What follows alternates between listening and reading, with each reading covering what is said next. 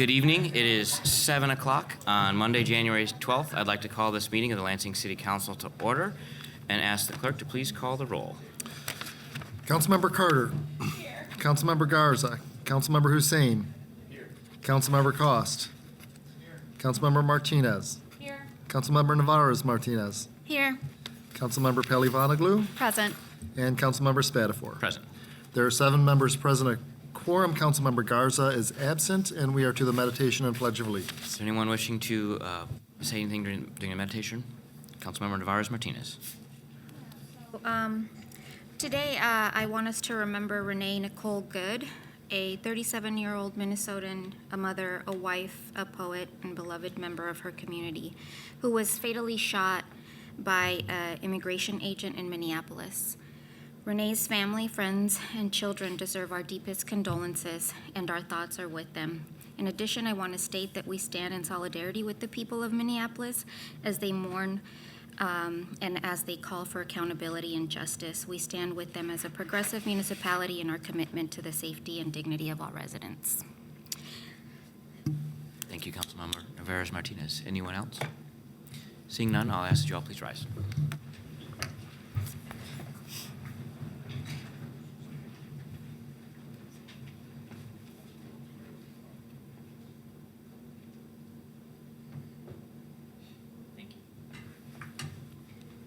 Pledge allegiance to the flag of the United States of America and to the republic for which it stands, one nation, under God, indivisible, with liberty and justice for all.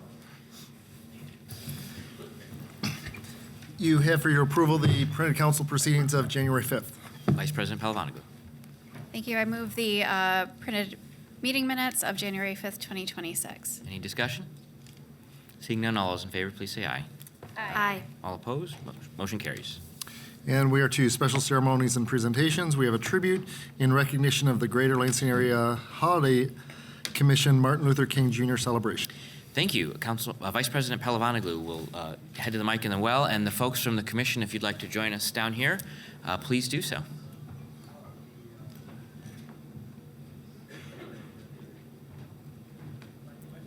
Many of you know the drill, so.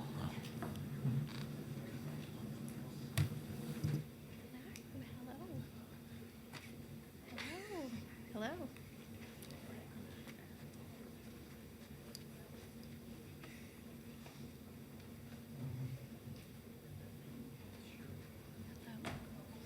Well, thank you. Good evening. We'd like to welcome the Dr. Martin Luther King Jr. Commission of Mid-Michigan. The resolution states, whereas the Dr. Martin Luther King Jr. Commission of Mid-Michigan will host its 41st annual Dr. Martin Luther King Jr. Day of Celebration on January 19th, 2026 with the theme, Let Justice Roll Down Like Waters and Righteousness like a Mighty Stream. And whereas the Dr. Martin Luther King Jr. Commission of Mid-Michigan's focus on addressing pressing issues such as literacy, youth violence, mentoring, education, and community enrichment through a variety of programs, initiatives, and events fostering positive social change. Whereas the Commission sponsors a delegation of 40 high school students to attend Y Achievers Black College Tour annually, awarding over $100,000 in scholarships and more than $60,000 in grants. Now, therefore, be it resolved that the Lansing City Council celebrates the Dr. Martin Luther King Jr. Commission of Mid-Michigan for continued dedication and service to our youth and residents of the city of Lansing, and wish them the best of luck on this uplifting celebration. Be it resolved that the city of Lansing commemorates the efforts of Dr. Martin Luther King Jr. and encourages all residents of the city of Lansing to share in Dr. King's dream and work toward justice, goodwill, and brotherhood for all people. And with that, I will move this resolution. That is a proper motion. Is there any discussion? Seeing none, all those in favor, please say aye. Aye. All opposed? Motion carries. Thank you. I'm Elaine Hardy, and I am the very honored chair of the Dr. Martin Luther King Jr. Commission of Mid-Michigan. And I have some of our region's most outstanding volunteers, some of the best people that you will ever know, who work tirelessly year-round to uplift the values and goals of Dr. King's dream. I hope that you will join us on Monday, January 19th, 11 o'clock a.m. at the Lansing Center for our 41st annual Day of Celebration. It is a day where the entire community comes together around the common purpose of uplifting the beloved community. People from all walks of life, all faiths, all ages, all nationalities are there at the Lansing Center. The energy is palpable. And this year I am honored to announce that we have two trailblazing speakers, one who has been in our community before, but we are honored to have back, and that's Dr. Diane Nash. And we have our very own Michigan Supreme Court Justice Kira Harris Bolden as speakers. It'll be an amazing time of music and entertainment, and I hope you will join us. If you want to get tickets, you can visit our website at mlkmidmichigan.com. That's mlkmidmichigan.com. There's still a few tickets available, and I would love to take a moment to introduce the commissioners that are here with us tonight. And we have our first vice chair, Commissioner Tony Baltimore, Commissioner Bob Hoffman, Commissioner Nicole Noel Williams, Commissioner Lola Robinson, Commissioner Dr. Lee June, who is a civil rights icon in his own right, Commissioner Steve Japinga, our chair, and Commissioner Kelly Ellsworth Etchison, our secretary. Thank you so much, and thank you, council, for this acknowledgement. Did I do good? I'm done? Okay, I'm done. I'm good. So I wasn't able to make it last year, and I do recognize that we have new council, but we have this tradition with the commission is that we hug y'all. So we usually go around and give hugs or high fives, and I don't want to break the tradition, but if you don't want to hug me, that's fine, but I'm coming anyway.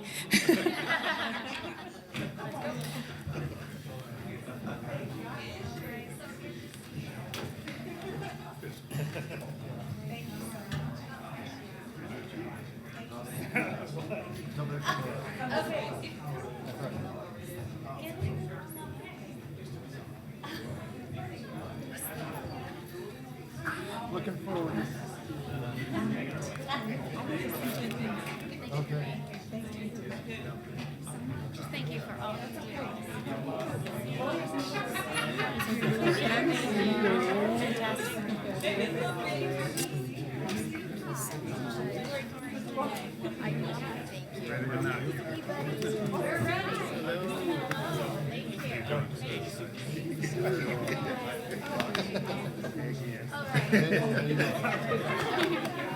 How you doing, buddy? Good to see you.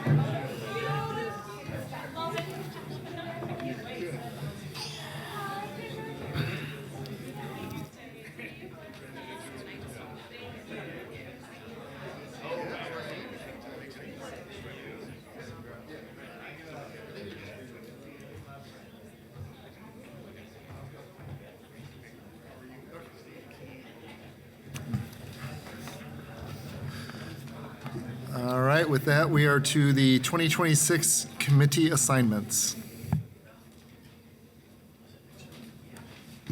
Thank you. President Spatafor. Thank you. I'm reading into the record the committee assignments for 2026.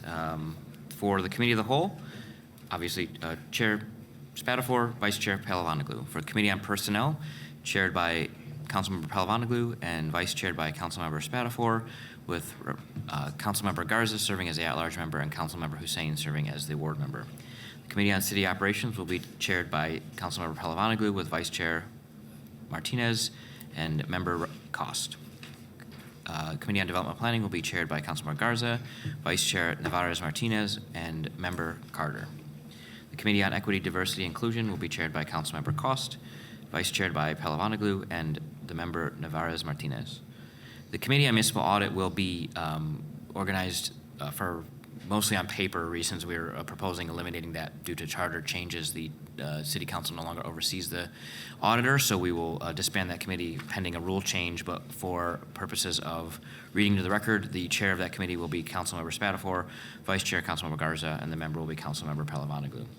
The Committee on Public Safety will be chaired by Councilmember Spatafor, Vice Chair Councilmember Hussein, and the member will be Councilmember Martinez.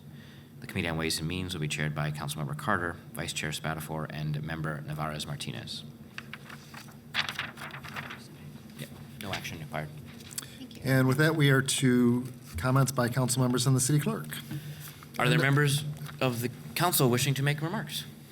Councilmember Singh. Yeah, I want to first thank folks that came out to our Third Ward constituent contact meeting this past Saturday. The phrase was uttered earlier that the energy was or is palpable. The energy was palpable this past Saturday. So thanks to everybody that came out. We did have representatives from Arbor, Friedman, and Contour, which are the owners, management company, and contractor, respectively, of the former Sycamore Townhomes. They were there to present on some of the historical issues that have plagued this 339-unit multifamily complex at the northwest corner of Jolly and Waverly.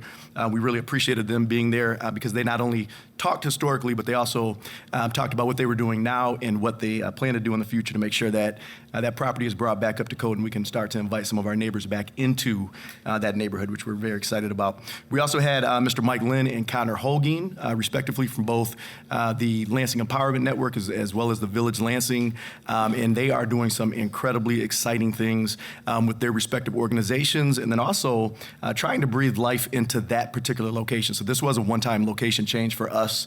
We typically meet at the Alfreda Schmidt Southside Community Center, but because some of the fantastic work that is taking place there, we hope that not only it stays in place, it's able to remain in place, but also we hope to grow some of that work in that space. We wanted to invite the public in and have some community conversation right there. So also I wanted to thank Director Delisa Fontaine from the Department of Neighbors, Arts, and Citizen Engagement. I wanted to thank our lead housing inspector, Meredith Johnson, Councilwoman Navarez Martinez, Councilman Cost, Ingham County Commissioner Miles Johnson, Park Board members Kirsten Walters and Isaac Francisco, local developer Brent Forsberg, and then, of course, the citizens that came out. There was a ton of networking, a ton of information sharing. And I think the coolest part about these meetings, if you haven't been to one, is really the after-meeting dynamic when everybody is, their sails are kind of full of wind and they're super excited about what they're hearing, making connections and really talking about, hey, I didn't know you were doing that thing over there, and here's how I can help you, and maybe you could assist me doing this thing over here. So it's really, really powerful. So I hope you guys come out. Next month, I do have to ask for a little bit of grace. I had announced that our next month's meeting would be the second Saturday, which historically we have always met the second Saturday of each month. We are actually going to meet the third Saturday in February. That is February 21st. That's 10 to 12 noon. I have had a schedule conflict actually arise today with regard to February 14th. So again, next month's meeting is February 21st. 10 to 12 noon at the Frida Schmidt Southside Community Center. We'll be back in the Sandy Allen Room at 5825 Wise Road. Couple other corrections I need to make, so I apologize for any of the attendees at Saturday's meeting. We always have an agenda, and at the bottom of the agenda, we have upcoming meetings and different initiatives that we would love for people to get involved with. I had listed that the Colonial Village Neighborhood Association meeting would take place 1st of 2026 this month, and that is not in fact the case. So their first meeting, again, this is the Colonial Village Neighborhood Association in the 4th Ward. Actually, it's bifurcated. There's some of it in the 3rd, some of it in the 4th Ward. Will be February 17th, and that's 7 p.m. at Grace United Methodist Church at 1900 Boston Boulevard. Also, Lansing 360. This is an incredibly community-led kind of collaborative, and the effort is really to strengthen neighborhoods, to close opportunity gaps, to get after some of the gun violence that we're experiencing in our community. This group meets every Wednesday at 12 noon, and on the agenda I had put that they were hybrid meetings. They typically are, however, through the months of January and February, they will be meeting exclusively via Zoom. So if you are interested in attending one of those meetings, whether that be just to listen, to participate, to provide public input, please go to lansingempower.org for more information and for a Zoom link. January 15th, in the 3rd Ward, Luton Rich Neighborhood Association, they will be meeting at the Mayflower Church, 2901 West Mount Hope, and that's at 7 p.m. January 20th at 6:30 p.m., Churchill Downs will be having their first neighborhood meeting of 2026, and that is at the Frida Schmidt Southside Community Center at 5825 Wise Road. And I'm sure Andy, our mayor, is going to discuss this in his comments, but because it's in the 3rd Ward, or will be in the 3rd Ward, I wanted to announce that on January 27th at 5:30 p.m., the site selection committee for what they're calling the Nova Lansing Housing Initiative, so these are the 50 mod pods that the city of Lansing purchased. The site selection committee, which is a collaborative of our HRCS board as well as our neighborhood advisory board, they will be having their next meeting. This is, in terms of purpose, to discuss the sites that have been identified thus far, and to provide for public input. That will be again January 27th, 5:30 p.m. at the Elfrida Schmidt Southside Community Center, and the meeting will take place in the auditorium. Lastly, and this is for the administration, we are kind of in the thick of things in terms of grant season. And so we are visiting that page often. We're sending people to that page often. We need to take a look at that page. There are some broken links. There's some contact information that's out of date. And actually, that was just brought to my attention earlier this evening. Thank you. Appreciate you. Are there other members wishing to make remarks? Mr. Clerk? Thank you. Just one announcement, and that is that we have a new intern starting tonight, Maggie Grabemeyer. She's in the back, so she'll be helping folks get signed in for public comment and other logistics for our council meetings. So let's welcome Maggie.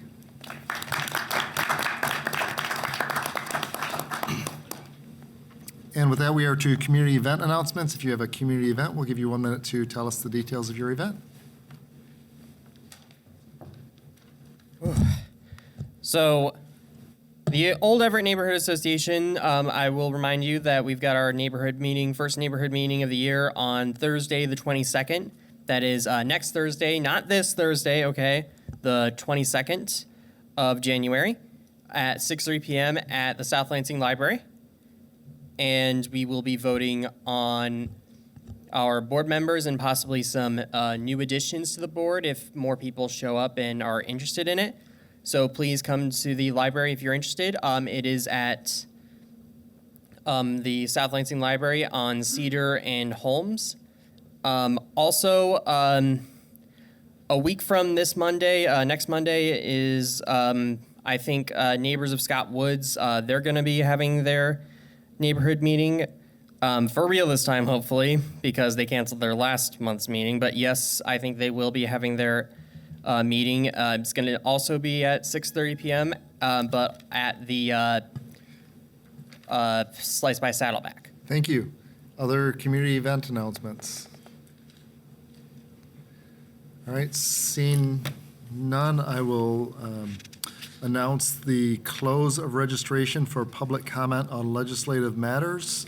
Legislative matters is items 4 through 14 on the agenda, and that's the blue sign-in sheet, and that does need to be completed and turned in order to be called on, in order to speak pursuant to the council rules. And we'll give you about another minute to get up and sign in with Maggie in the back if you wish to speak on legislative matters. Yeah, sure. And if you wish to speak on more general city government-related matters, you can sign in on the yellow sheet, which will be folks called on at the end of the meeting. So we'll give you another few seconds for legislative matters, and there will be another call for the deadline for city government matters. And with that, we are to the mayor's comments. Mr. Mayor? Thank you, Mr. President. Just a few quick things from me. First, thank you to everyone in the public and 6 of 8 council members, all who had to stay very quiet at our budget meeting that we had with the public. It went very well. Our department directors did great. Again, we appreciate having council members there, and we appreciate everybody following OMA rules. But I thought it went really well. We had a lot of compliments from our department directors, for Jake Brower, who talked about the process, and we had a lot of really good feedback. For anybody that couldn't make that, please go online. We've got some surveys and things online. We understand not everybody can make that meeting. You have things to do at night, but we want to take comment from all of the public as we put together our budget to send to council. So thank you for that. Our neighborhood advisory board meets tomorrow night at Let's and is going to assist people with neighborhood grants. As you heard, we have grants that are opened up, neighborhood advisory board grants being one of them. And certainly, as folks are interested or they want to know what's good to apply for and how much they can expect and things like that, they can attend the neighborhood advisory board meeting tomorrow night at Let's, or just contact our Department of Neighborhoods, Arts, and Citizen Engagement Department. Our facade improvement grant for small businesses, for businesses and on facade improvement is open until March, so that's currently open. Councilman Hussein mentioned we're going to have the next Mod Pods meeting between the Neighborhood Advisory Board and HR Human Relations and Community Service Board, January 27th at 5 p.m. At Schmidt, and they have added that one additional site, the County Human Services Building site at Cedar and Jolly, to the list. And then there are a variety of neighborhood meetings coming up. Potter Walsh is meeting Tuesday on Zoom. I have Luton Rich written down Thursday at 7. I had Churchill Downs and Colonial Village. That's good to know that Colonial Village is not meeting next week, so thank you for that. But Churchill Downs is meeting next week, I believe. And then, as a reminder, we have our City Martin Luther King Jr. Event Thursday at noon right here in Council Chambers. And then, as you heard, Monday at 11 a.m., we will be honoring Dr. King at the Lansing Center, and hope to see everybody there. Thank you, Mr. President. Thank you, Mr. Mayor. Okay, we are to public comment on legislative matters, and that does include 2 public hearings. Item 4 is Z1 of 2025, and item 5 is Z3 of 2025. Thank you, Mr. Clerk. Before we begin public comment, I just want to remind folks that this portion of the meeting, how this works. It's your time to address the City Council. Council generally does not respond during public comment. This is a business meeting, so we ask folks to maintain decorum and avoid profanity, personal attacks, or disruptive behavior. Because this meeting is broadcast, profanity can create compliance issues for us and may result in the speaker being cut off. We also ask that there be no applause or demonstrations during public comment. This helps ensure that everyone feels comfortable speaking, including those who may hold different viewpoints. We appreciate you being here and sharing your perspective with the City Council. Mr. Clerk? Yeah, go for it. Yeah. Hussein. Public hearings for Councilmember Hussein.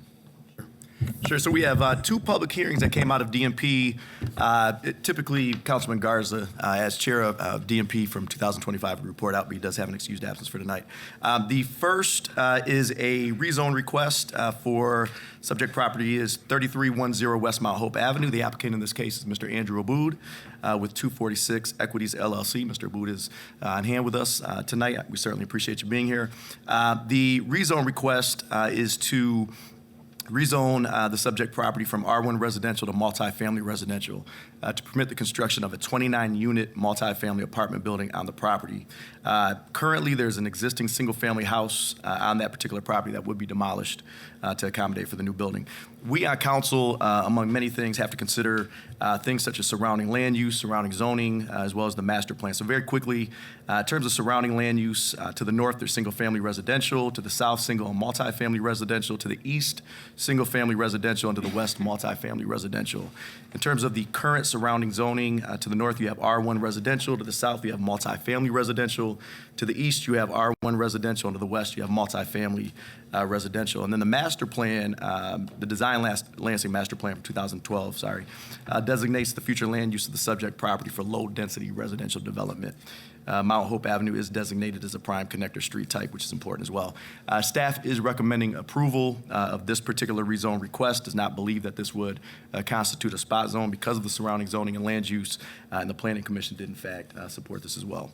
With regard to 117 Island Avenue, this is a request to rezone the subject property from R3 residential to mixed-use urban corridor. This would essentially permit an off-street parking lot.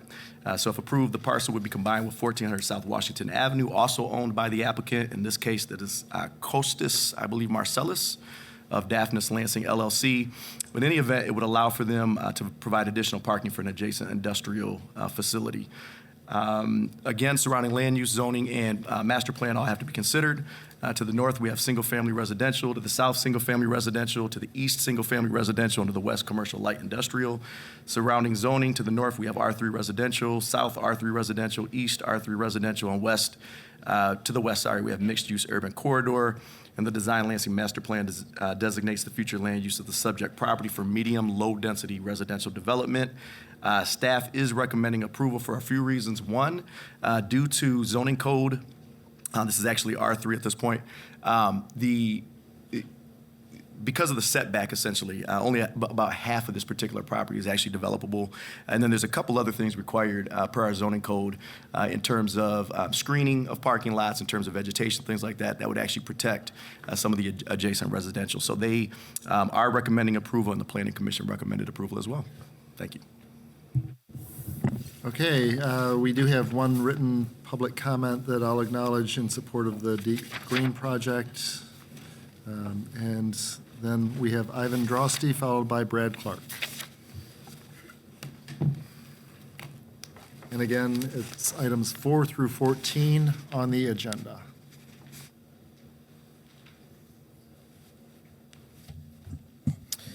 Ivan Drosty, Ward 3. I want to speak out in favor of item 4, the rezoning of the property to multifamily along Mount Hope. Lansing is in a major housing deficit that we need to make up, and if we have any hope of doing that, then we need rezoning projects like this. The city has far too much single-family housing, and that's led to an incredibly low density of housing, which means that we have a low quantity of housing stock, which drives prices up, which drives people into homelessness. So in order to address the myriad problems with housing that we have in this city, one of the many things we need to do is rezone some of our single-family housing lots into multifamily. So I approve of this particular project. This particular plot is right in my neighborhood, just around the corner from my home. I drive by this plot every day on my way to work and back, and I look forward to welcoming some new neighbors into my neighborhood. And as is always the case with issues of housing, I implore everyone on City Council to please ignore the NIMBYs. Thank you. And with regards to item 5, look, I can't say I am too familiar with the particulars of this. What I can say is two things. One, any rezoning effort that, the intent is to add parking, I think we should oppose just on merit. I don't think we need to be rezoning property in Lansing to add additional parking. Lansing has an absurd amount of parking, even compared to other similarly sized cities in the country. The amount of parking that we have in this city is absurd. Secondly, I just so happened to be at the Planning Commission meeting when this particular item came up to vote in that body for recommendation. And if I'm remembering the property correctly, and I do forgive the property owner if that is not the case, but if I'm remembering correctly, I believe that one reason that they gave to for wanting to rezone this and build a parking lot at this property was in part to displace some unhoused folks who happen to be living on that property, which I think is another reason why we should oppose this. So I'm in favor of number 4 and opposed to number 5. Thank you. Thank you. Next is Brad Clark, followed by Stella Giuseppe, or Giuseppe Stella, I'm sorry.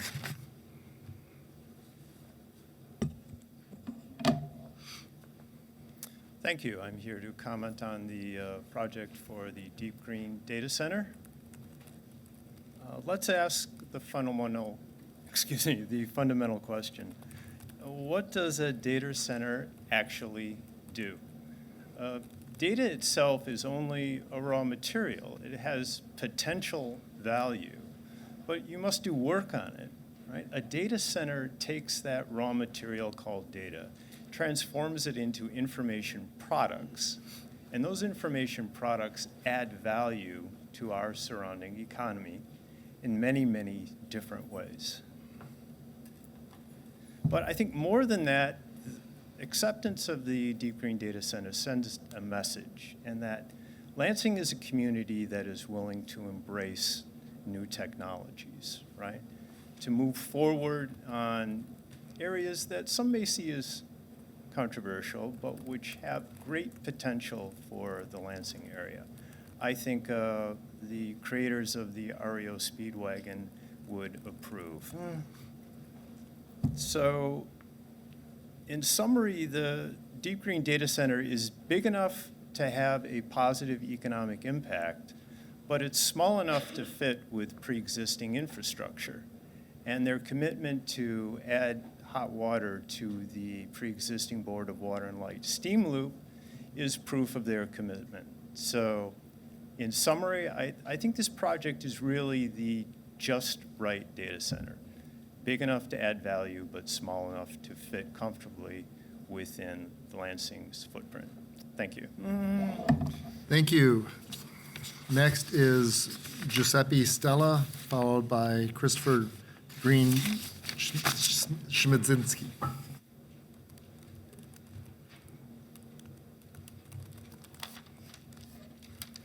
Good evening. My name is Giuseppe Stella, and I'm speaking on behalf of myself and Barbara Stella, who wasn't able to be here, as she's chairing our association board meeting this evening. At the rezoning meeting on November 5th, 2025, Barbara Stella, president of the River Park Estates condominiums, read some of our concerns as an association at that board meeting. Mostly bullet point questions. What type of housing will this be? The amount of increased traffic and noise from potentially 72 more cars, residents, deliveries, crime, and children that may be on our property and on top of our carports. We have huge kids off the top of our carports in the past many times. How will this affect property values as homeowners, not renters? What is 1.5% parking? We didn't get that. And will there be on-site management? Mr. Bood asked that question to Barb Stella, and he said that we were putting the cart before the horse with our concerns. And Barbara was told by him that anything he would build would be nice. I trust that.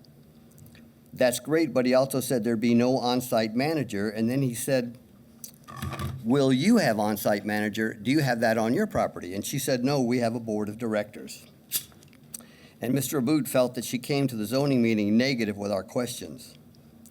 So Barb received a return call from Susan, forgive me if she's here because it's her last name, Stachawiak, Planning Department, and Susan informed her that it was a poor use of land to only have one house there. And that's what's been there we've lived there for 28 years and that house has been there. And that this will be workforce housing.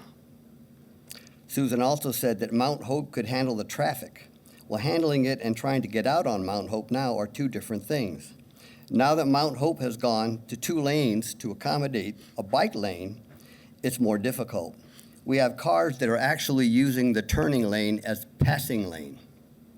I have witnessed many near head-on collisions from people gassing it down there. I think controlling the speed on Mount Hope in that stretch of area would be wise. And the last thing here was we found it interesting that we were told that there would be cards mailed out with information about what's going on with this project on December 23rd. And they were going to mail it out to everybody within 3,300 square feet of the project. Nobody ever received any cards or any information about the property in question. So basically, that's what I have to say, and thank you for allowing me the opportunity to speak. Thank you. Next, we have Christopher Green Smidzinski, followed by Clarence Cromwell. Hello.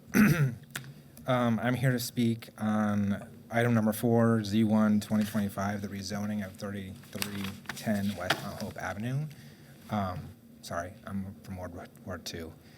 I'm in favor of this. I think this is a great idea. This is near where I live. There are lots of amenities in the area. It's close to a bus stop, a couple bus stops, a school, several parks are within walking distance.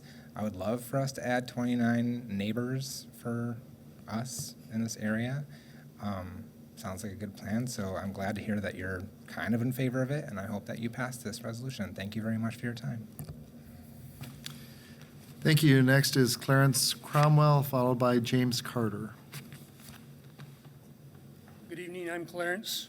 I also live in River Park Estates, adjacent to the item number 4 property that's going to be rezoned or is being considered for rezone. I've lived there for 18 years. I even spent 2 years on the board of directors. River Park Estates is on a downhill run that was built before anything around it. and every time something goes up around it, we get a little bit more watershed. Yeah, there's drains, there's catch basins, they don't always work, they get plugged up. And in this millennium, we can't handle any more water. In this millennium, we have paid out hundreds of thousands of dollars in water damage and repairs. Let me take just a couple of minutes and give you some high points. I won't do the whole list. One carport had to be completely replaced. It's the one adjacent to that property you're considering for rezoning. That elevation is higher than ours. One carport had to be repaired and shored up. 3 of our 5 roadways were undermined. 2 of them had to be excavated, not just repaved. We had 2 eroded catch basins that just, the dirt was gone. We had to rebuild those. We lost all of our underground power on our building number 3. You can imagine what that cost. I don't have the figure, but we had to dig that all up and replace all of the underground power into a 9-residence unit. We had to rebuild 3 retaining walls, the last of which we did just last year at a cost of us almost $250,000. This is all because of water coming over and under our property. I was at the zoning meeting. We were kind of summarily dismissed in our questions, so I understand how the protocol works. The zoning board seems focused on the fact that all the property around there is already mostly residential. What they're overlooking is that that property is all on the other side of Mount Hope. Only us and the river are on our side of Mount Hope. We have Mount Hope and its catch basins and drains as a buffer. There is no such buffer between us and the land in question. In fact, the elevation is so quickly drops off there, you can walk from that property onto the roofs of our carports. That is, by the way, the carport I mentioned earlier that we had to totally replace. I understand we need housing.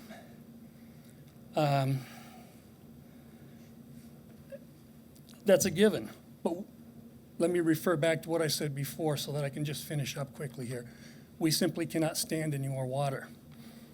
If they come in there and they pave that whole thing over for parking and put a building there, I don't know if they intend to put in a slow drainage retention pond. I have no idea how they're going to do it. I don't know if they can do it. I don't know how long it'll take for us to take the damage. 3 years, 5 years, 10 years, the builder will be gone and we'll be getting the bill again. So I'm asking you to reconsider approving this. The next speaker is James Carter, followed by Andrew Aboud.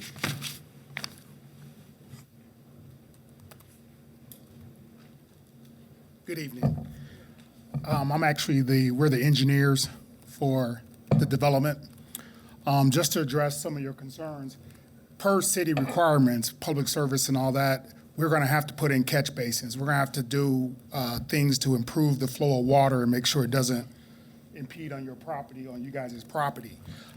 Just doing this for a long time, we can't pave in without justifying that we're going to contain the runoff that we're creating and make sure that it doesn't impede or on any adjacent properties, and that it's detained and then slowly flows towards the existing city system.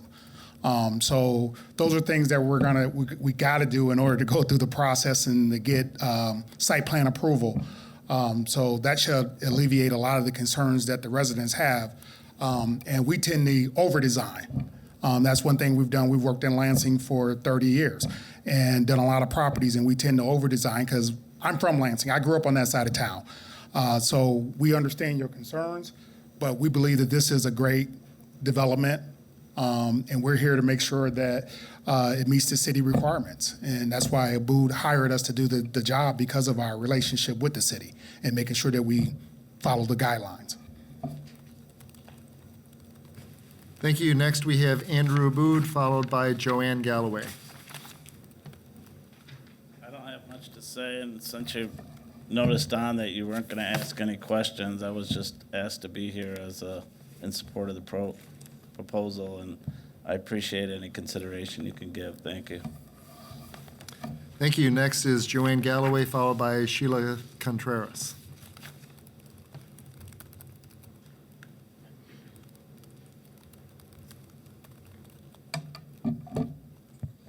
Good evening, Joanne Galloway, Ward 2.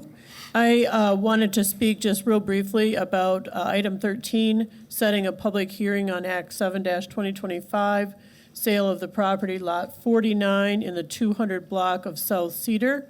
And I just, as a former licensed realtor here in Michigan, I wanted to ask that we make sure in that hearing that we have as much transparency as possible about how that property value has been determined. So like, let's ask that they lay out for us, what did they use for comparatives? What did they consider the future value to be and the future possibilities? And maybe even consider that we have a third-party appraisal done on the property. Thank you. Thank you. And our last speaker for this segment is Sheila Contreras. Good evening. I'm here to call your attention as you affect a tribute to Martin Luther King Jr. with the holiday coming up. I'm here to remind you of the city's ongoing plans to demolish Martin Luther King Jr., to cut down the almost 100 trees that were formerly in the backyards of families who were forced to sell their homes for the creation of that boulevard. Now, less than 30 years later, the city wants to flatten the boulevard, remove the trees, and make the land available on the east side for continued commercial development. A generous approach would call this a contradiction. A more insistent critique would say it is hypocrisy. In many cities in the country have Martin Luther King Jr. boulevards. What is distinct about Lansing is that we have a beautiful, stunning landmark that is austere and awesome. It is something to be proud of, and that the city would want to demolish that. Here in the place where Malcolm X was born, that the city would want to demolish our tribute to Martin Luther King Jr.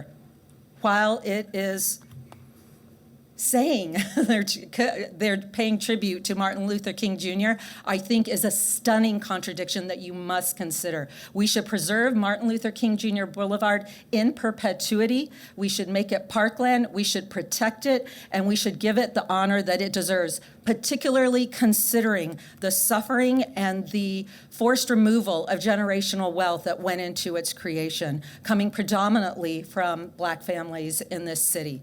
I published an editorial in the LSJ about a year ago. I brought copies for y'all just to kind of remind you of the context and the issues. But if we are going to honor MLK Jr., a major national intellectual and civil rights hero, then we cannot destroy our boulevard. Do we want to be known as the city that did that? We have one of the most beautiful MLK boulevards in the nation. Thank you. Thank you. And we are to the referral of the public hearings, item 4Z1 2025. Development and planning. And item 5Z3 2025. Development and planning. And we are to the consent agenda. Councilmember, Vice President Palavanagu. Thank you. I move that the consent agenda be approved as presented. That's a proper motion. All those in favor, please say aye. Aye. Motion passes. And we are to resolutions for action. Item 10, council rules. President Spatafor. Thank you. We can't act on this tonight as council rules require a motion to lay over until the next council meeting, but I wanted to draw your attention to this resolution, which eliminates the Committee on Municipal Audit and puts some of the functions of that committee that are still relevant into the Ways and Means Committee. As you know, the voters approved a charter change this year, which eliminated the City Council's oversight of the internal auditor, and that committee was designed to oversee the internal audit process. And as the new ordinances develop, there may be a future need for this committee, but as of now, when we looked at the charter and the needs under current ordinances, it did not seem that it was necessary to have the Committee on Municipal Audit, so we moved the audit functions back to the Ways and Means Committee. Do I need a motion? Okay, I move that the item be, the rules be adopted. All right, that motion will hold over until the next meeting, and we are to item 11, orders to make safe or demolish for 810 Beulah. Vice President Palavanagu. Thank you. We are going over the orders to make safe or demolish at 810 Beulah Street. This property was originally red tagged on October 28th of 2022. The state equalized value of this property is $18,700, and the estimated cost of repairs are $81,642. A demolition hearing was held. A hearing was held by the demolition officer on July 31st of 2025, and this property was deemed as unsafe and ordered to make safe by September 29th of 2025. A public show cause hearing was held here in council chambers on December 15th of 2025. It is a determination that this property has not been in compliance with becoming safe. And with that, I will move the resolution for a 21-day safe make or demolish order. There's a proper motion. Is there any discussion? Seeing none, all those in favor, please say aye. All those opposed? Motion carries. And item 12 is a grant application for Capital City Boulevard reconstruction. Councilmember Hussein. Sure. So the Department of Transportation is accepting grant applications for what they're calling the Transportation Economic Development Fund Category A program, which aims to support job creation and retention in Michigan through qualifying infrastructure projects. The grant applicant grant applicants must be PA 51 eligible road agencies, which our public service department within the city of Lansing is. Although the applicants can also submit on behalf of non-Public Act 51 eligible agencies. So this resolution actually authorizes the Public Service Department to submit a grant application for this particular program on behalf of the Capital Regional Airport Authority, which is not a Public Act 51 eligible agency.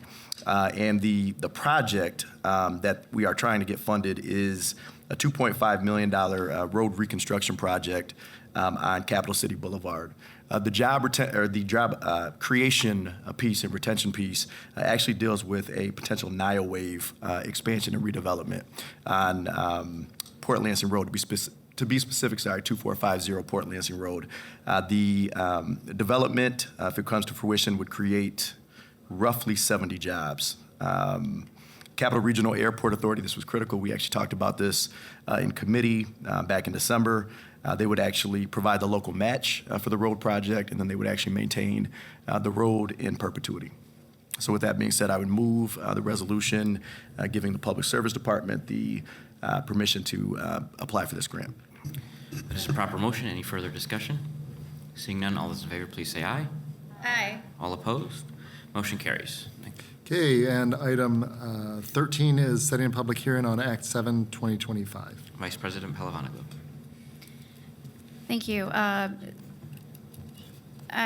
move this resolution to set a public hearing on Act 7, 2025, the sale of city property, Lot 49, the 200 block of South Cedar Street. This sale would be to Deep Green Technologies, as we discussed at the Committee of the Whole meeting earlier this evening, and we'll soon hear of a companion ordinance later on the agenda. Again, this is to set a public hearing for Monday, February 9th, 2026 at 7 p.m. here in the Tony Benavides Lansing City Council chambers. Thank you. It's a proper motion. Is there further discussion on this item? Seeing none, all those in favor, please say aye. Aye. All opposed? Motion carries. Okay, we are to ordinances for introduction and setting of public hearings. We have an ordinance of the City of Lansing, Michigan, providing for the rezoning of 4 parcels of real property located in the City of Lansing, Michigan, and for the revision of the district maps adopted by Section 1242.02 of the Code of Ordinances, property located at Z5, 2025. Parcels 3301-01-16-427-122, 3301-01-16-427-082, 3301-01-16-427-051, and 3301-01-16-427-192, located on the north side of East Kalamazoo Street between South Cedar Street and South Larch Street, rezoning from DT3 Urban Core to IND1 Industrial with the condition that the use of the property is restricted to a data center its supporting facilities. The ordinance is read a first time by its title and referred to the Committee of the Whole. Vice President Palavanaglou. Thank you. Thank you, Clerk Swope. You've said most of it. Thank you for reading that full title. Again, this is the introduction and setting of a public hearing for the conditional rezoning request. And I would just like to add to Clerk Swope's statements that if approved, the only allowable use of the properties would be a data center in terms of this conditional rezoning request. With that, I would move the introduction and to set a public hearing. The introduction of Z2 2025, 220 South Larch Street, and 3 adjoining parcels on East Kalamazoo Street and South Cedar Street. The conditional rezoning from DT3 Urban Core to IND1 Industrial, and set the public hearing for February 9th, 2026 at 7 p.m. here in council chambers. It's a proper motion. Is there further discussion? Seeing none, all those in favor, please say aye. Aye. All opposed? Motion carries. Okay, we are to speaker registration for public comment on city government-related matters. That's the yellow sign-in sheet in the back. So we'll give you about another minute to sign in with Maggie if you have not already. And in the meantime, we are to referral items. Vice President Palavanagu. Thank you. I move that all items be considered as being read in full, and that the proper referrals be made by President Spatafor. There's a proper motion. All those in favor, any further discussion? Seeing none, all those in favor, please say aye. Aye. All opposed? Motion carries. We have from the city clerk minutes of boards and commissions. Place on file. From the mayor, appointment of Florencio Hernandez to the Board of Police Commissioners. The Committee on Public Safety. Traffic control order, 3 of them, 25-19 to regulate parking on the 1100 block of West Ottawa, 25-24 to install a yield sign on Shiawassee at Inverness, and 25-25 to install a yield sign on Kenbrook at LaBelle. Committee on City Operations. Grant acceptance, National Recreation and Parks Association for training. The Committee on Ways and Means.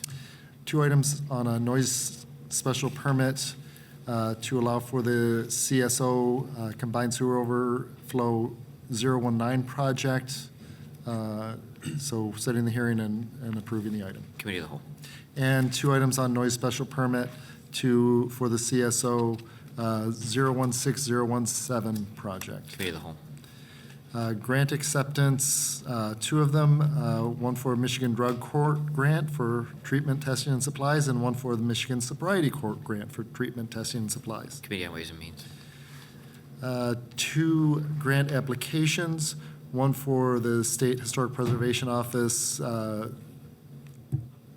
grant program for a neighborhood survey to assess the appropriateness of a historic district on the West Side neighborhood. And the other is same program to create contemporary design guidelines for Old Town. Committee on Ways and Means. 2 items on Z1 2026 500 South Martin Luther King rezoning from DT1 Downtown Edge to DT2 Urban Flex. Committee on the Whole. And a special land use for the same property to allow for a sheltered care facility. Committee of the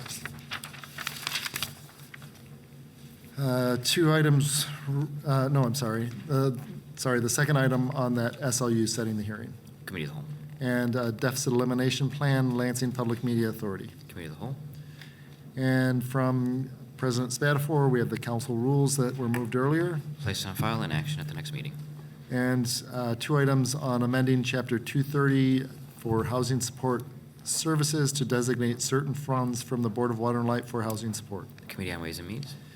Communications and petitions, 12 communications from Ally Peeler on various city government-related topics. Placed on file. And we are to motion of excused absence. Yes.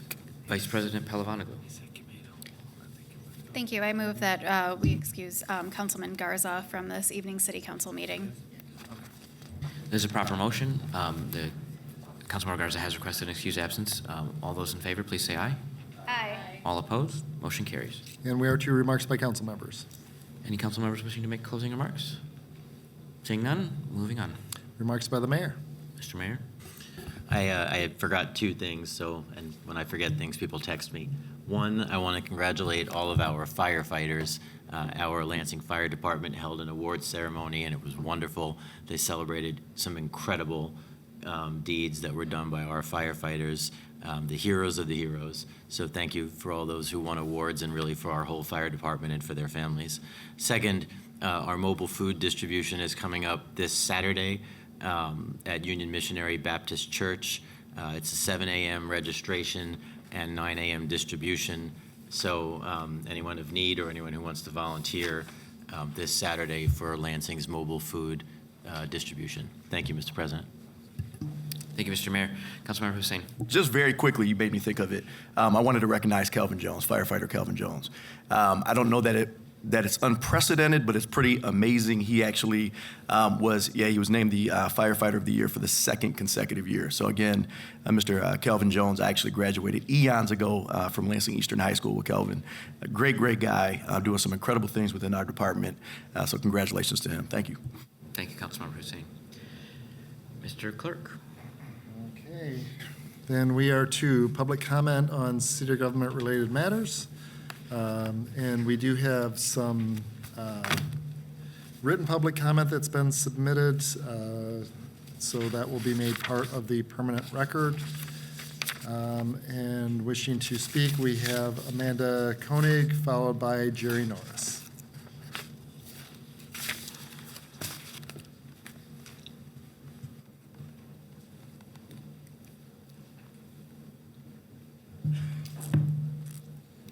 Hi, everyone. Amanda Koenig from the First Ward.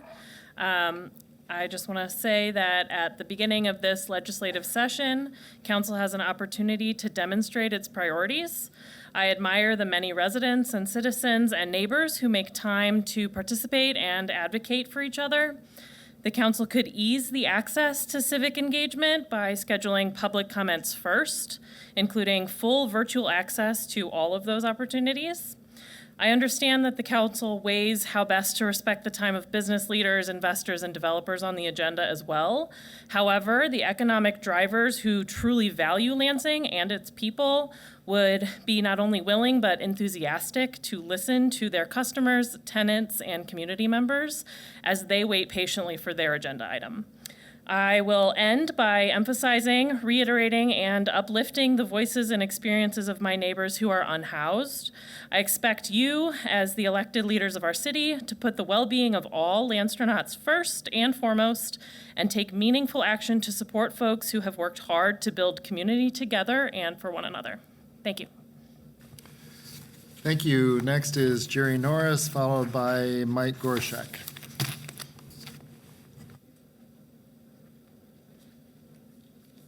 Jerry Norris, representing the Fledge, so Ward 1.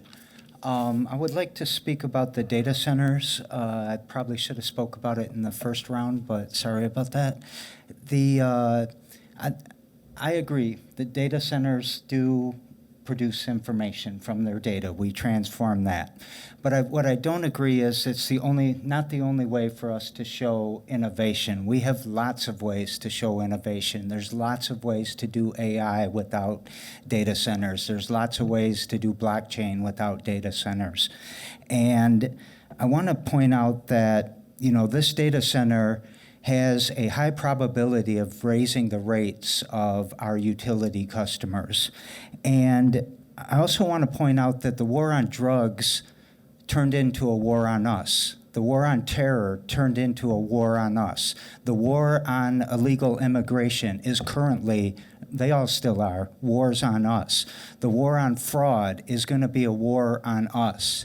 And as we see our benefits get cut, as we see healthcare costs go up, as we start to look at what might happen with these utilities, and we see so many people on the cusp of the ALICE threshold, we are going to cause more housing problems by raising rates like that. We are not resilient enough to absorb this data center.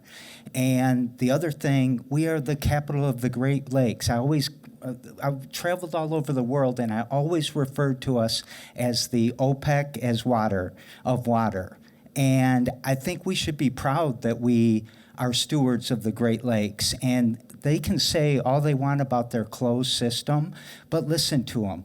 They don't know how they're going to do that yet. It is a design principle. And so when you think about rezoning for the data centers, would you sign a contract based on design principles? If I came up to you and said, well, it's within my value system that I'm going to do it, and I'm probably going to do it. Mr. Norris? Yes. We lost the city feed, so I don't want you to lose your, okay. I don't mind being not on TV right now. Please continue. But sorry, I forgot where I'm at. Sorry to interrupt you. I just, I appreciate you, President Spatafor's, your proposal to put the $100,000 or what you estimate would be that. But I also feel like it sets a precedence that, hey, we're accepting all data centers, and I don't think we should accept this one. It also sets a precedence that, well, not a precedence, but 10%, let's do the whole million if we're really serious about housing. And the other thing, do we hit now ACD and Liquid Web and the data centers that have been here, do we hit them for the same? And I'd really like you to put a lot more cost on Deep Green, put a lot more money into housing, but not let this data center come in and potentially put our social determinants of risk. I get 5 seconds for the, put our social determinants at risk in a worse state. Please don't rezone for this data center. Just start right there and nip it in the bud right now. Thank you. Next is Mike Gorshak, followed by Loretta Stanaway. Hi. Before I go into speaking here, we had a number of unhoused folks who were just left. We had one of the members of our unhoused tenant union was arrested coming in to speak tonight. So in order to the gentleman who had a little bit of a reaction to the folks not being able to speak was arrested. So we for the safety of the other folks, we took them away. But I've been working closely with more than 50 previously unhoused people from Dietrich Park who are currently residents at the Causeway Bay Motel. I want to begin by thanking the city attorney and the city of Lansing for making the 6-week stay at Causeway Bay possible. That decision mattered. It provided immediate shelter, stability, and dignity to the people who had been living without, so thank you very much for that, sir. I also want to directly address a narrative that continues to surface in conversations about homelessness. That unhoused people don't actually want housing. What happened at Dietrich Park proves that narrative is false. 100% of the residents at Dietrich Park accepted housing at the hotel when it was offered. Every single person said yes. That is not resistance. That is willingness. That is people asking for a chance. Unfortunately, despite the efforts of advocates, service providers, and community members, I'm only aware of one person of the 50 folks who has received housing, a housing voucher out of this process. Beyond that, I don't have concrete information about permanent housing pathways for the residents. And that puts people like me, and more importantly, the residents themselves, in an impossible position. Every time I go to the motel, people ask me, what should I do next? Where am I supposed to go? How do we get our stay extended? And I don't have answers. I'm struggling to responsibly recommend next steps. I cannot tell people that housing is coming when I don't believe that it is. I cannot tell them to hope for viable alternatives when the clock is clearly running out. My fear is that without a clear plan, a significant number of these residents will end up back on the street, back in encampments, and back in unsafe conditions.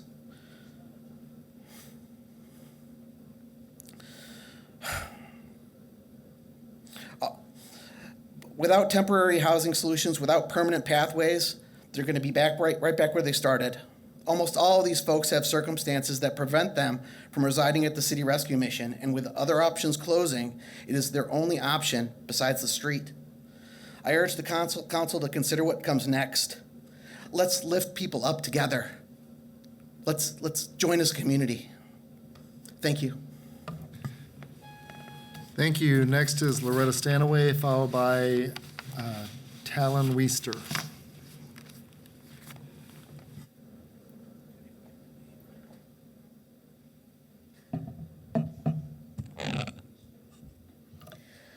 Last week, I made some comments that were ill-informed and inappropriate, and I have reached out in the interim to speak to people individually on the council.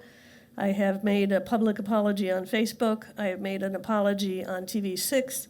I have made an apology on the Michael and Erica Lynn's podcast, 20 to Life, and I am here tonight to make yet another apology. I spoke in ways that I did not intend to speak and don't believe in. I should have never said the things that I said. And I know that many of you were shocked because it seemed out of character to me, and it was out of character to me. So some of the context that goes with that, I've had many people approach me and say, you must have been thinking about something. You were thinking about something someone said or did, or were addressing your comments to someone. And essentially that is true. I was told that a city council member said that they were not concerned about old white folks, didn't care about old white folks. And as an old white folk, I thought that it was my place to say that a council person should not be disregarding any segment of their electorate, and that it would be inappropriate to do so. I failed horribly on making that point, and I apologize yet again for my choice of words, which were misguided at the very least. I recognize that the Black community, the brown community, the Asian community, the Native American community, the immigrant community, all have contributed and continue to contribute to the success of this city. So all that I can do at this point is say I could take those words back, I would do that.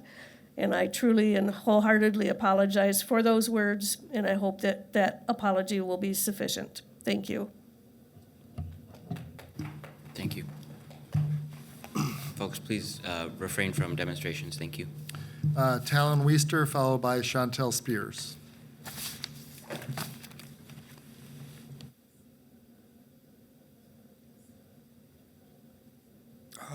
For the record, that's Talon Wooster. My penmanship is not good because I've sustained injury. But good evening. I hope everybody had a good holiday. It's nice to talk to you. I'm concerned right now because, yeah, I was in Dietrich Park. Not all of us are drug dealers and gangbangers. I'm trying to rejoin the workforce, and I'm going to need a surgery before I get back into that. We can't.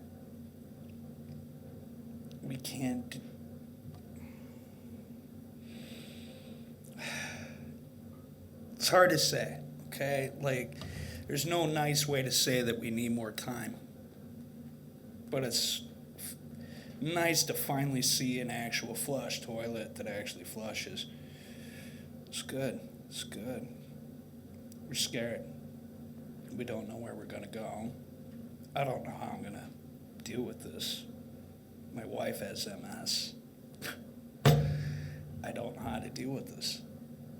And in order for me to deal with this, I got to get way better, a lot faster. And I'm still going to have to deal with this. We can't deal with this like this. There's nothing like recovering from a surgery while sleeping in a tent somewhere on a sidewalk. We can't do it. We can't do it, man. All I ask is just for a little more time on that. Just a little more time. That's it. Being perfectly honest with you, just a little more time. That's it. I don't want to stay in there forever. That's not your forever home. It's a hotel. You don't want to be in there forever. Nobody wants to be in there forever. But I have a responsibility to this one. I got to do it right. Thank you for your time. Thank you. Next is Chantel Spears, followed by Nicholas Zandy.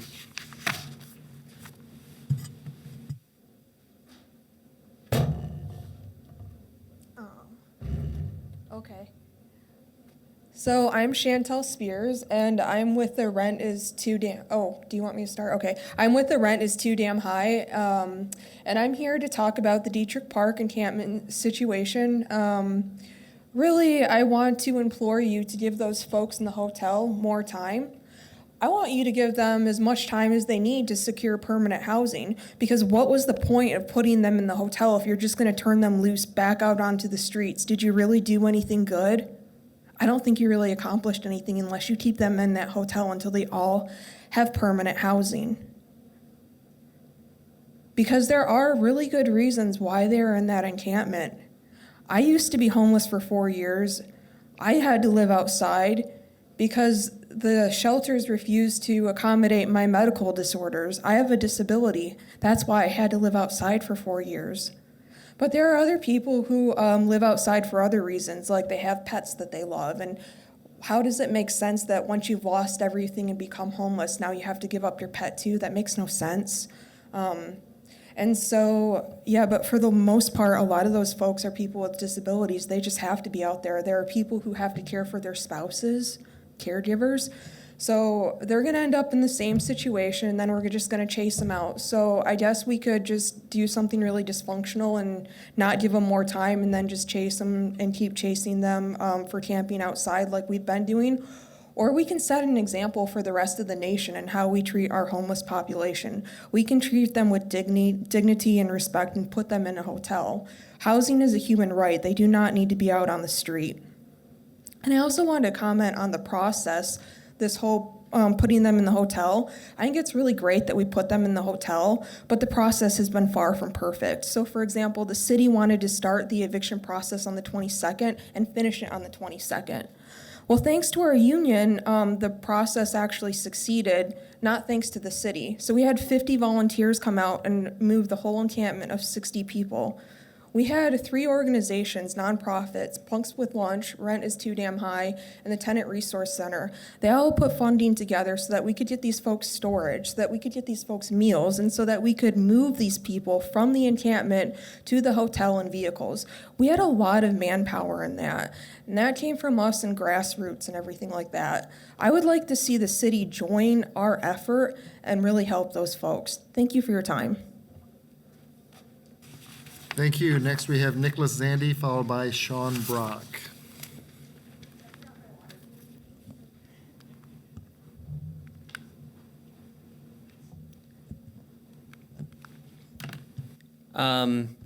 You pretty much already know my name, Nicholas Zaney, president of the Old Everett Neighborhood Association, Second Ward resident, Southside, yada yada.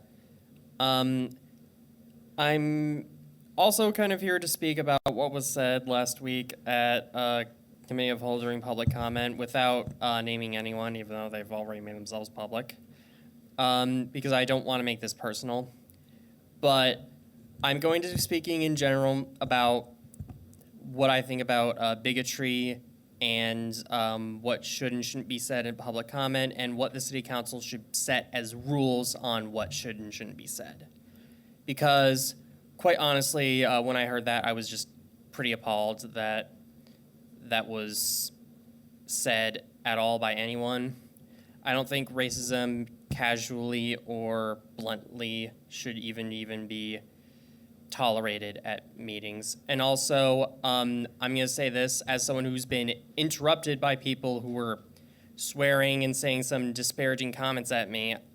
I mean, for one, like swearing and saying anything inappropriate and interrupting public comments, just, I'm pretty sure that's already not allowed, and I'm glad the city council actually did stand against that. Having said that, though, I do think that the rule about what can and cannot be said at public comment should be expanded. And while I do believe in freedom of speech, I believe that bigotry just should not be really said, and that if anyone says anything remotely bigoted, like casually or bluntly, like saying a slur or something, then they can and should be cut off, and that if they continue, there should be like somewhat of a length of a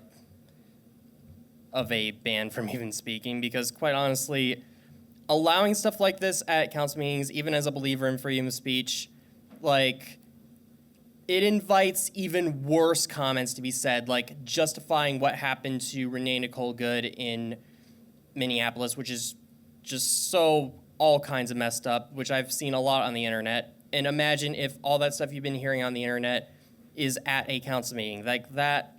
And also maybe someone says something homophobic or transphobic, like that would, and how J.K. Rowling's a victim of cancel culture or something, that would, I wouldn't want anyone to say anything like that, and I'm sure none of you would want to say that, so I think there should be rules set in so that nothing like this does get said. And so that's why I think there needs to be rules about this, and also another reason why I've called out the at-large, because many times at-large have been designed to be racist. That's all I'm going to say, and I'll yield the last few seconds of my time. Thank you. Next, we have Sean Brock, followed by Deborah Mulcahy.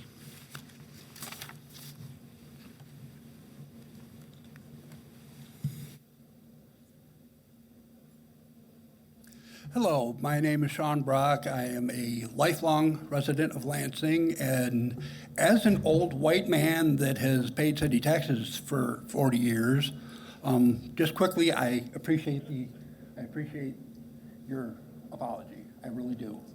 I just want to make clear that this city was built by people of every color, every ethnicity, every sexual orientation. This city was built by strong unions and community. We need to keep that in mind, and we need to keep that going. We have the responsibility to be better than we have been in the past. We want to be completely above board and helping our neighbors. Now, that being said, that brings me to my main point. We are in a housing crisis. There's no question about that. The rents are just insane because of private equity investors pricing people out of their apartments, pricing people out of their homes, buying up homes and just, okay, well, we'll just put this to the highest bidder instead of letting people live like they should. I had this shirt printed up as something that I have said in the past. When survival becomes illegal, we are no longer living in the land of the free. We need to set an example for the city, for the state, for the nation. This stuff that's going on right now is absolutely horrendous. What happened, not just one thing that happened in Minneapolis. The murder was bad enough. That was horrible. But then they're taking people out of their workplace, and when they find out that they're actually citizens, they just leave them someplace to get help for themselves. As a society, we need to be better. And housing, food, all these things are things that should not be barriers for people to survive. These need to be addressed. Thank you for your time. Thank you. Next is Deborah Mulcahy, followed by Squemo. Good evening, Deborah Mulcahy. In regard to items number 1 through 24 that the mayor has put forward, I'd like to remind you folks, these are a noise ordinance waiver. The noise ordinance notices go to people's properties within 500 feet.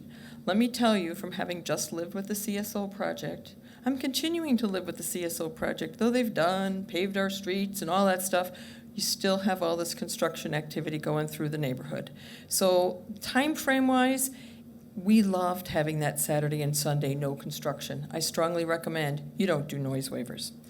The second issue is in regard to items number 29 through 30 on the rezoning for the area known as the Union Mission Baptist Church, the special land use permit. I'm totally opposed to that. Definitely support housing, but not as it's done.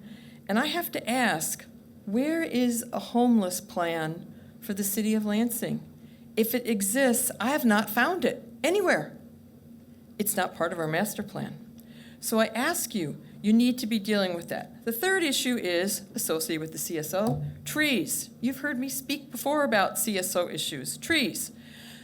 President Spatafor was instrumental in having a meeting November 18th. We got a time period where things were stopped. The problem is the maps that were provided were old.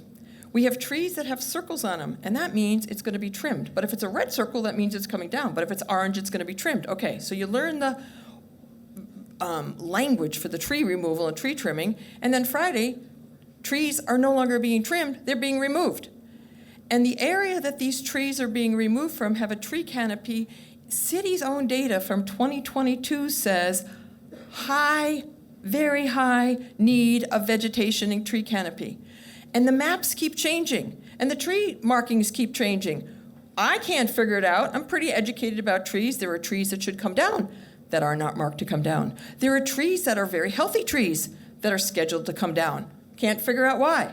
So I ask you, this whole tree removal process, this is just part of the CSO project. Somebody needs to have oversight. And do we have a city forester?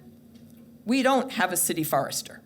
If we had a city forester, maybe we would have somebody standing there telling us that we need funding, we need support. We have people that are foresters in the city that work, and they work very hard, but we don't have a city forester. How could we have been the city of trees and not have a city forester?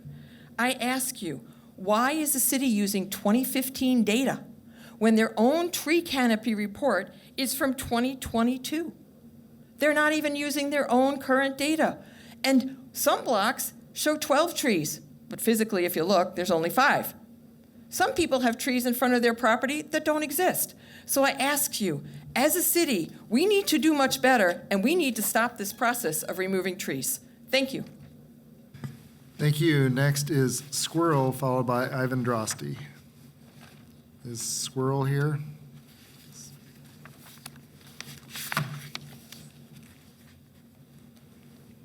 Hi, I'm not Squirrel.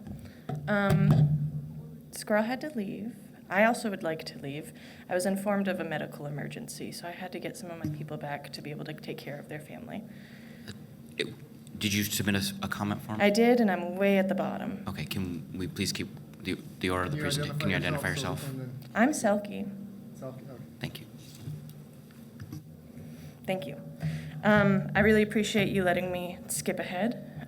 Usually I'm happy to be way at the bottom, but I do hope all of you had a good winter break.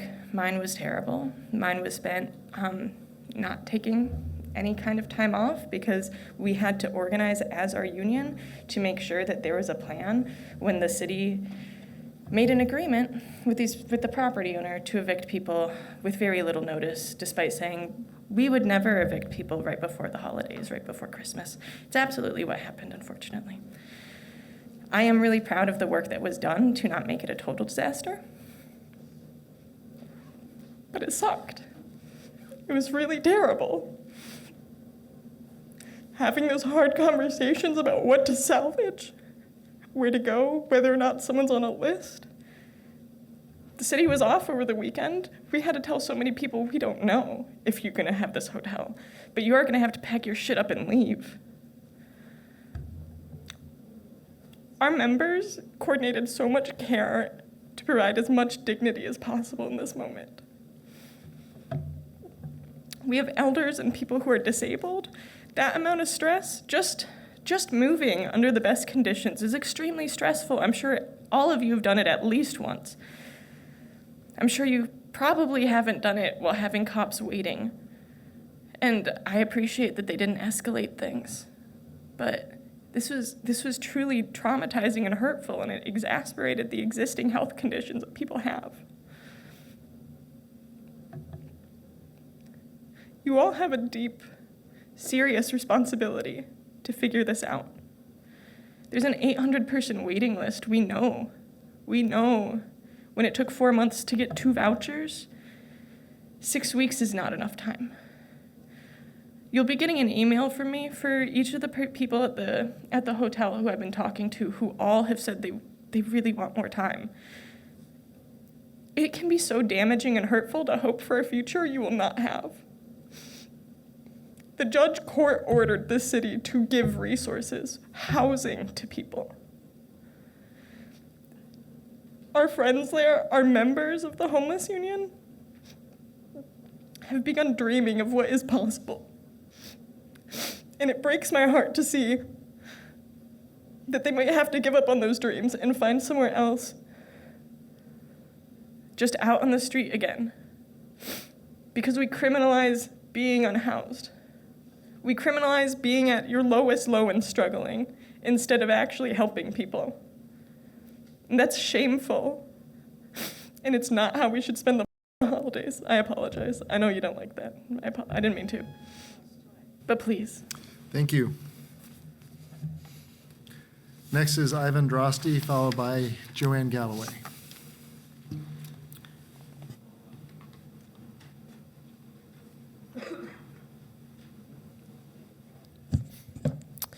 Ivan Drosty, Ward 3. As you all know, the mayor and the city attorney's office successfully displaced dozens of folks from their home over the holidays. Evidently, the mayor judged that the city didn't have the capacity or the political will to help the unhoused people in this city, so instead they chose to harass them, disrupt their lives. And now they live in a hotel for a few weeks, and presumably this was done begrudgingly. The perception, at least from what I can tell, is that the mayor would have preferred that we had done nothing and just kicked these people out onto the street. And he may get his wish here very soon, because now we're staring down the barrel of a serious crisis where once the hotel stay is up for these folks, they will have quite literally nowhere to go in the middle of winter, in the freezing cold. This entire ordeal has already been a calamity. 2 people have died since this lawsuit was filed. Obviously, the situation is very complex. But personally, I have to wonder if maybe those 2 people would still be with us here today had the mayor simply left these people alone, given that he has no intention of helping them. So at the very minimum, in the immediate short term, we need to extend these folks' stay at this hotel indefinitely until the city is prepared to provide stable housing for them. In the medium and long term, we need to provide housing vouchers for each and every single unhoused person in this city. There are hundreds. The mayor obviously isn't going to assist in that. I think we can I think we've learned that now. So the responsibility falls onto you in the city council. Okay, this is a growing crisis that is only going to get worse, and people are going to die unless we do something and do it quickly. So I urge every member of the city council to use every ounce of authority given to you to do anything that you can to please help these people find a place to live. In the even longer term, we need to address the housing deficit in this city. We need a greater housing stock. We need to refurbish properties that we have. We need to build new housing. We need to rezone properties from single family to multifamily, like I addressed earlier. And the very last thing that we need to do is take property which could feasibly be used for housing development and rezone it so that it can be used by a giant warehouse full of computers. Thank you very much.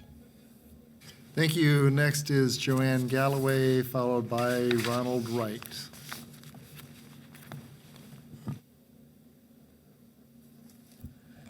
Good evening. There was a lot of moving statements there. I am a member of The Rent Is Too Damn High. I'm a supporter of our homeless union. I will take just a minute to commend Mike Gorshik, Talon, Selke, and all of the others who have worked so hard the last few weeks to support the people that were uprooted from the encampment on the north side of town. It's been very traumatizing for them. I don't know those residents well, but I found so many of them to be such lovely people. Every time I've volunteered somewhere and interacted with them, I've come away with so many interesting connections and such heartfelt. These people have been traumatized. These are people that need the most help from us as a city. And we can't quit looking away. Councilman Hussein, I loved your constituent contact meeting. Like you said, there was so much energy there. You've done a great job of developing relationships with people and bringing people together to get things done. But I did walk away realizing we never talked about our homeless neighbors, one of whom I saw last summer sleeping right next to that building behind some bushes. So we need to make it more of an upfront conversation in the city. We often talk about our concerns about liability. What about our liability when someone freezes to death that we didn't take care of, right? Somewhere on our website, I've seen mentioned a homeless task force, but I haven't seen where it's meeting. One of our previous speakers brought up, what is our overall plan for our homeless neighbors? I don't think there is one. I would sign up immediately to be on that committee, to help be a part of the solutions, to help make things happen so that we can be taking care of all of our neighbors here in this community. So I want this to continue to be an upfront conversation. 50 pods is a great little piece. While we're going to bother getting a permit for a campground for the pods, why wouldn't we also get a permit for a campground for authorizing tent camping and vehicle camping? Or, I haven't run these numbers, but what is all this going to cost? And maybe we should have just bought an apartment building and gave everyone an apartment. Housing first. If you're not familiar with Housing First, I wasn't till recently. I recommend you Google it, and it has a lot of proof that that's what works. That's what these people need is housing. One of our friends tonight fell asleep and dropped his phone, and all I could think of is, oh my God, he's in a warm, relaxed spot Thank for a you. moment. Of course he fell asleep. Thank you. Ronald Wright, followed by Adriana Brown.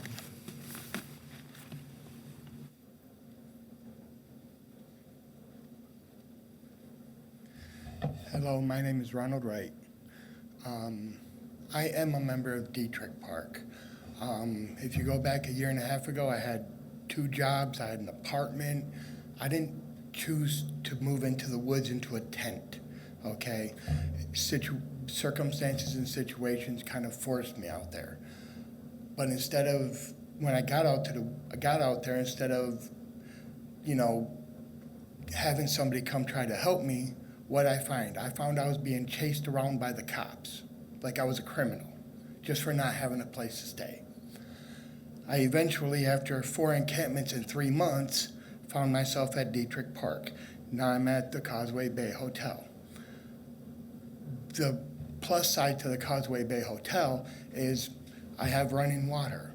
I have the ability to shower. I have the ability to shave, all right?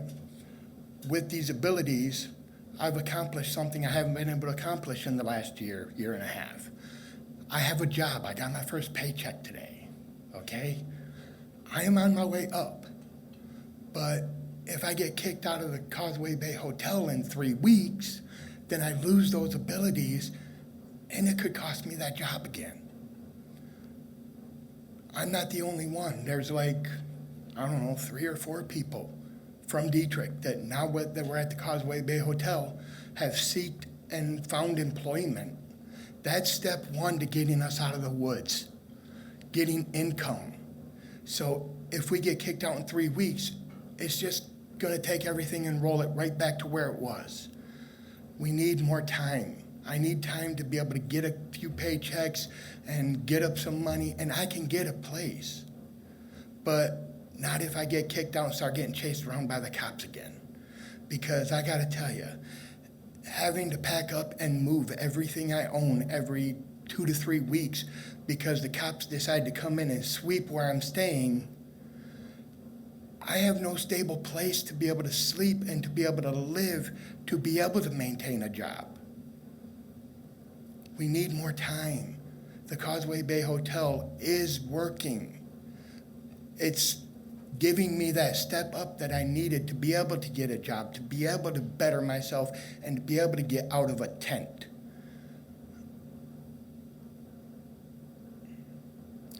Just give us the time we need to be able to accomplish what we need to accomplish, because for a lot of us, it's working. That's all I gotta say. Thank you. Next is Adriana Brown, followed by Michael Mercer. It's Ariana Brown, Ariana. Ariana Brown. Okay. So yeah, hi, Ariana Brown, Ward 3. So a lot of people have talked about housing tonight, and I think that I want to talk about a little bit of what I've said before and tie it into housing as a whole. So we need a plan. I think everybody knows that we need a plan. We've got the Mod Pod project that we're working towards that, okay? So I've already talked to HRCS. It's my understanding that they're going to be doing a monthly meeting to talk about the Mod Pods. I think that what's gonna happen at that monthly meeting is, day one, the question is gonna be, okay, what do we already have? What already exists? What is changing? Like, what is the landscape as it is right now? So I think that that needs to become the Housing Task Force meeting. You know, like, let's get everybody on the same page. I wanna hear from the COC. I wanna hear from HRCS. I wanna hear from the people who are experiencing homelessness right now, you know? And like, what's great about Lansing is there's so many people who want to help. Like, they will show up on Christmas.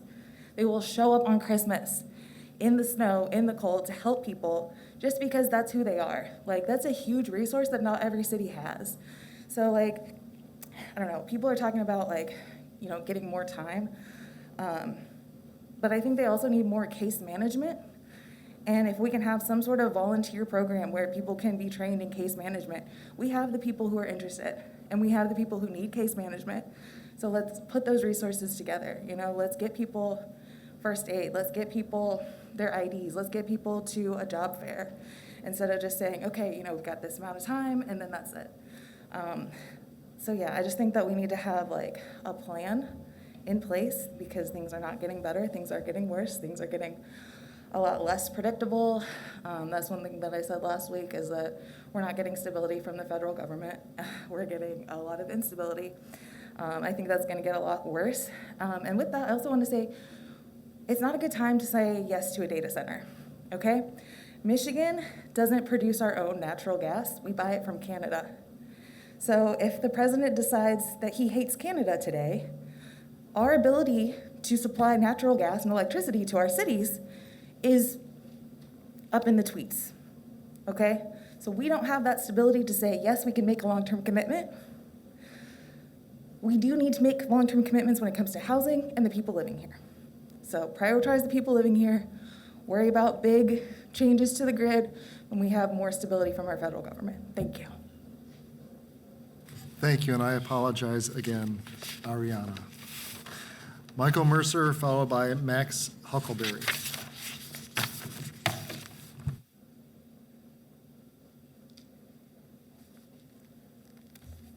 I want to talk about Thursday at that meeting over there on Jolly and Washington.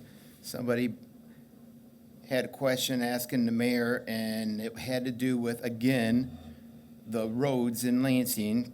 She was complaining about the trucks, you know, such as Granger, Waste Management, and all them, that we only need one trash truck, and you can't take the rights away from the people. Whoever they have picking up their trash, they are not gonna switch over to what you want unless you put it on the ballot. And you just can't, you know, tell them what to do.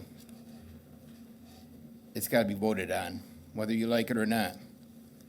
And here, Chris, everybody else up there probably don't know who I'm talking about, but Kathy Raffoni, I go over to the Myers on Lake Lansing Road, pick up some groceries for her that she needed because she don't, you know, drive. Anyhow, me on my way home from that Meyer there on Lake Lansing Road, as soon as you pass that ice skating rink, the road is in real bad shape. I mean, potholes like you won't believe, as bad as what American Street was there on the south side from Cedar to Elmwood, if you remember that. They finally took care of that, and it took years for them to do that. But I tell you what, the roads in Lansing are just not ever taken care of. And don't tell me they're not, because I know, because over there where I used to live in Massachusetts Avenue, those roads don't look like they've been touched ever since my family, we all left that area back in the mid-'70s. And just think how many years that is, and those roads have not been done at all. And that tells me how the city of Lansing takes care of their roads. I don't know what they're doing with all the money, but they're probably squandering all the money. And if you notice too, Lake Lansing Road from, say, Wood Street, all the way down to a dead ends there to Lake Lansing. Then you got the county park there. It's in real good shape. It's not bad at all. Perfect. Same for Mount Hope. It's in bad shape all the way down to the 27 overpass. But when you head farther east, all the way down to Okemos Road where it dead ends, it's perfect. I don't know why Lansing roads are in real bad shape. They need to get taken care of. And that's all I have to say. You need to get on the stick and do the roads. And quit squandering the money. Thank you. Next is Max Huckleberry, followed by Juanito Webb.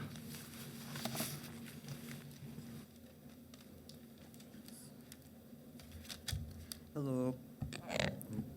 Hello. I'm here today to advocate for the former residents at Dietrich because I moved here a couple months ago and started volunteering after I went to one of the trials where the city was suing the property owners. I helped give out food on the weekends and stuff with Punks with Lunch.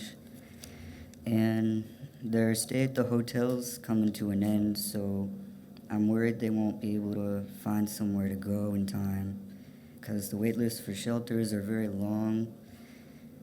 And some people have concerns with the shelter policies as well. For example, I've heard a resident say that if they went to the city rescue mission, they'd be split up because they're a couple. They're a man and a woman couple anyway. And the city rescue mission has 2 separate locations for men and women. And these people are homeless. They don't have phones. Like, how are they going to see each other? How are they going to know where they are even? And as far as I know, there are no local shelters that allow animals. And this is a concern to people with pets, you know. If they surrender their animal, they may never see them again.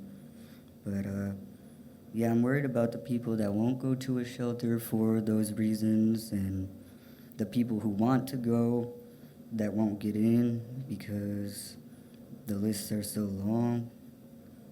And also for the people on the streets right now with a similar situation. But the mod pods seem like a great solution to that, but they just, you know, they haven't been built yet. So I guess I'm just wondering where all these people are gonna go. Yep, thank you for your time. Thank you. Next is Juanito Webb, followed by Jordan.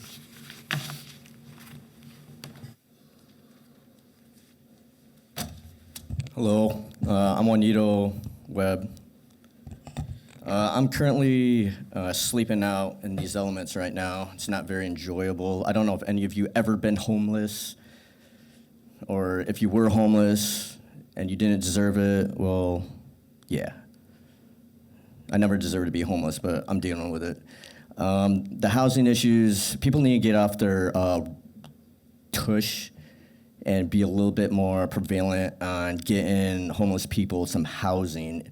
It's ridiculous how long it takes. It shouldn't take that long. It's just incompetence and laziness. I've been to LA, New York, and it doesn't even take them that long here like it does in Lansing. And there is way more issues and problems there and way more people. Thank you. Okay, now, also, I believe the cops that arrested me and the guy that called the cops in Old Town when I was minding my own stake business, not hurting anybody, need to explain to the people of Lansing. Can you blur that out? Anyways, go ahead, laugh. I know, I'm getting older. I'm still short, dark, and handsome. Anyways, they need to explain why they arrested me. I'm on the defense all the time for just mind my own doggone business. And then some of these oink patrols, not cops, decide they want to bully me around. It doesn't take 3 squad cars to arrest a 5-foot, barely hop over 100-pound Filipino white guy. And I hope my Filipino community, hi, Mom, if you're still here in Lansing, haven't talked to you in a while. They should help me out here because I did no wrong. I didn't hurt nobody.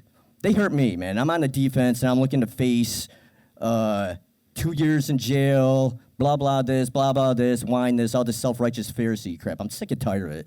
I'm tired of my guts of being treated like I'm trash because I don't have a home. I don't hurt nobody out there. I watch stuff on ducks, and I read Garfield and Charlie Brown books at the library, and then when I'm out there, I smoke a little bit of weed and drink once in a while, but I'm never violent, and I just joke around. I'm trying to deal with this the best way I can and not be a little, oh, boo-hoo is me type of guy. It's just not my style. But also, I want to mention really quickly for the high schoolers and middle schoolers and elementary school kids around here in Lansing, I did not know they were going to school at 7:30 in the stinking morning and getting out at 3:30. That is ridiculous. They should be going to school at 8 and getting out at 2:30 like I did. Cool. Let's move on. And also, I think it would be really cool to have like a riverbed cleanup because I like seeing my river clean for my ducky wuckies because I really like my ducks. I'm a really duck aficionado, and sucks that the Oregon Ducks didn't win. But yeah, and the overzealous year bans that they throw out like parade candy at the Rescue City missions, that needs to be investigated. Some of the staff need to be investigated there because that's attempted murder when you throw somebody like me out in the cold twice for no reason. Tabasco sauce, and me telling them I was a vet on vet. Mr. Webb, thank you. I don't need this microphone to be heard. Mr. Webb. I'm tired of sleeping out there, man. Next, we have Jordan, followed by Montel Lyons.